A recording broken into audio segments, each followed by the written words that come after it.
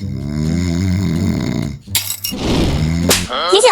你这呼噜声跟打雷似的啊！我从来不打呼的。开始打呼了，可能是你变胖了。研究发现，脖子粗、颈部脂肪多的人，过多的脂肪堆积在颈部，会导致呼吸道缩小，睡眠时肌肉松弛、软腭塌陷，增加上呼吸道阻力，打呼噜概率更高。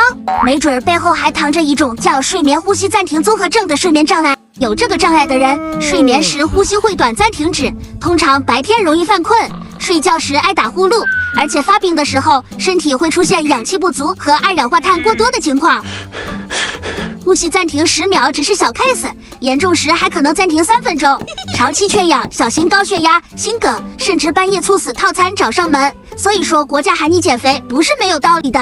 这么吓人，我不会也变成这样吧？除了肥胖，习惯仰睡和用嘴呼吸、烟酒爱好者、更年期女性都是打鼾重灾区。完了，除了更年期全中，我不想半夜猝死啊！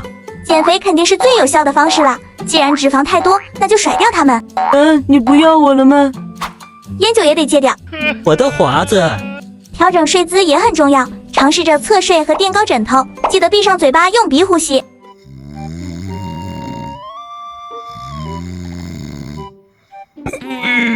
完蛋，这货不会真……